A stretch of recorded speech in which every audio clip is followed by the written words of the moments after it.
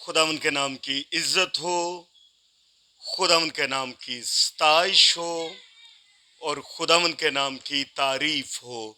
आप सबको पास्टर काशिफ गिल और जॉन कमर मिनिस्ट्री की तरफ से मसीह यस्सु में सलाम पहुंचे। मैं ईमान रखता हूं कि आप सब खैर आफियत से होंगे। जैसा कि आप जानते हैं कि हमने रूहुल कुद्दस के फलों पर सीरीज का आगाज किया है।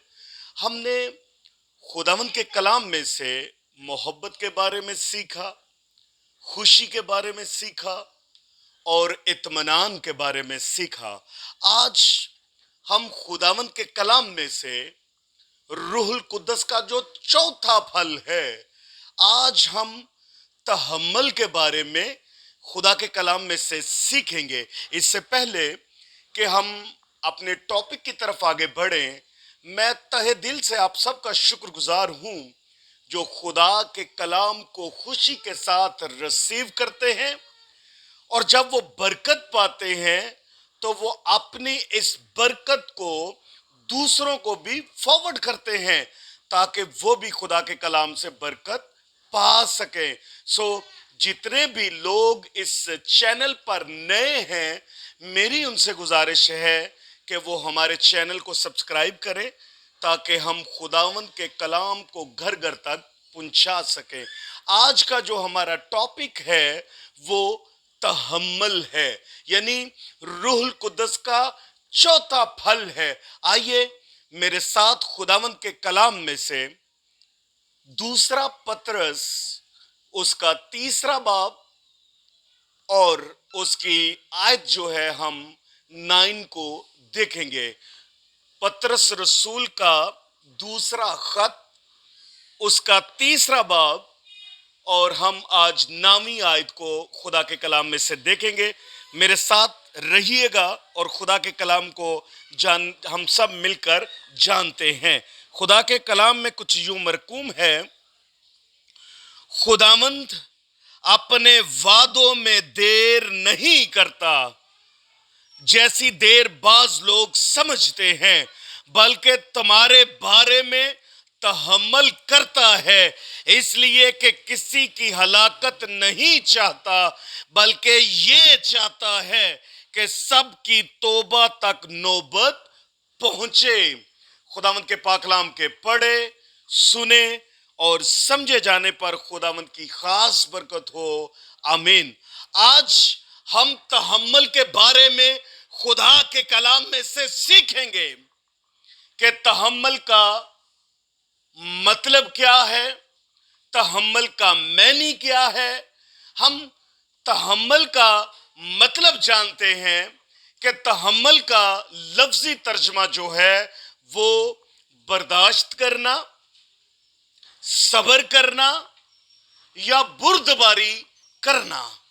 जब हम सलाही इतबार से देखते हैं तो इसका मतलब है कि किसी ऐसी बात का बर्दाश्त करना या बोझ उठाने के हैं।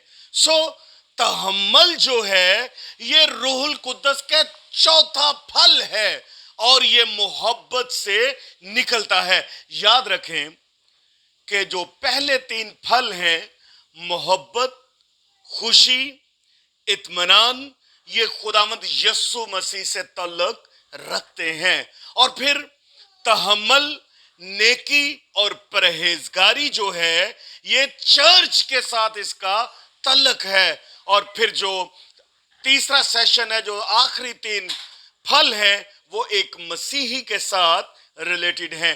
अजीजों, हम खुदा के कलाम में से देखते हैं, जब हम पैदाइश की किताब का मतालिया करते हैं, जब हम 18वें बाब को देखते हैं, उसकी 22वीं आयत से लेकर 33वीं आयत को जब हम देखते हैं तो हम यहां पे ये चीज को देखते हैं कि खुदा अब्राहम के पास आता है और खुदा अपने अजीज दोस्त अब्राहम से गुफ्तगू करता है और उसको बताता है कि मैं सदोम और अमूरा को सफाए हस्ती से मिटा देना चाहता हूं।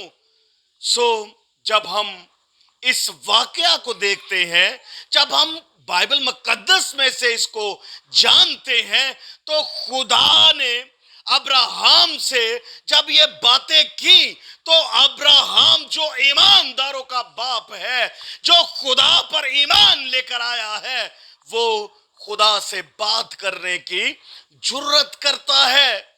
वो खुदा से कहता है कि खुदावंद अगर सदोम और अमूरा में अगर नेक लोग 50 लोग अगर वहां पे होते हैं, तो खुदावंद क्या आप उन 50 लोगों की खातिर सदोम और अमूरा को तबाह करने से रुके रहेंगे? जब वो खुदा से बातचीत करता है, तो अजीजों, खुदावंद बहुत तहम्मुल के साथ उसकी बात को सुनते हैं।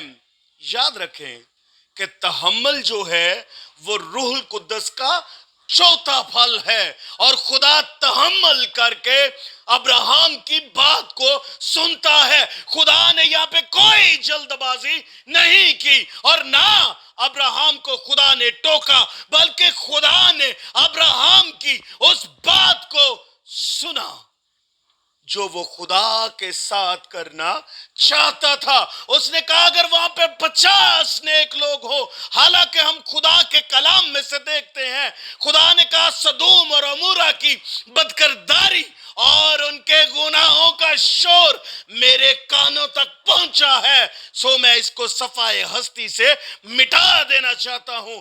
लेकिन जब अब्राहम खुदा से बात करता है, तो खुदा उसकी बात को सुनता है और तहम्मुल करके ठहरा रहता है, और वो उसको बात करने का पूरा मौका देता है। और खुदा ने अब्राहम से कहा, देख अब्राहम, अगर वहां पे 50 लोग होंगे तो मैं सदोम और अमूरा को माफ कर दूंगा उन नेक 50 लोगों की वजह से। फिर हम खुदा के कलाम में से देखते हैं कि अब्राहम ने कहा खुदावंद हो सकता है वहां 40 लोग हों, खुदावंद हो सकता है वहां पे 30 लोग हों, खुदावंद मैंने तेरे साथ बात करने की जरूरत की। ऐ लश्करों के खुदा, हो सकता है वहां पे 10 लोग हों। सो खुदा तहम्मुल करके ठहरा रहा और अब्राहम की सारी बातों को सुना, और उसने कहा अगर वहां 10 भी होंगे तो मैं सदूम और अमूरा को हरगिज़ सफाई हस्ती से नहीं मिटाऊंगा। खुदा ने हमें तहम्मुल करना सिखाया है। हम जब मैं यहाँ पे आपको ये बात बताना चाहूंगा कि जब कभी हम अपने घर में अपने बहन भाइयों के दरमियान में होते हैं, कई एक मर्तबा हमें अपने बहन भाइयों की जो बातें हैं वो हमें अच्छी नहीं लगती, सो हमें यहां पे तहम्मुल का मुजाहिरा करना चाहिए। हमें यहोवा की तरफ देखना चाहिए, हमें खुदावंद यीशु मसीह की तरफ देखना चाहिए। याद रखें, खुदा हमारी खामियों पर नजर नहीं करता, खुदा हमारी खूबियों को देखता है। इसीलिए खुदा के कलाम में लिखा है कि वो किसी बशर की हलाकत को नहीं चाहता। हमने खुदा के कलाम में से देखा कि उसने अपने बेटे को दुनिया में भेजा ताकि जो कोई उस पर ईमान लाए हलाक ना हो बल्कि हमेशा की जिंदगी पाए। खुदा तहम्मुल करके ठहरा रहता है।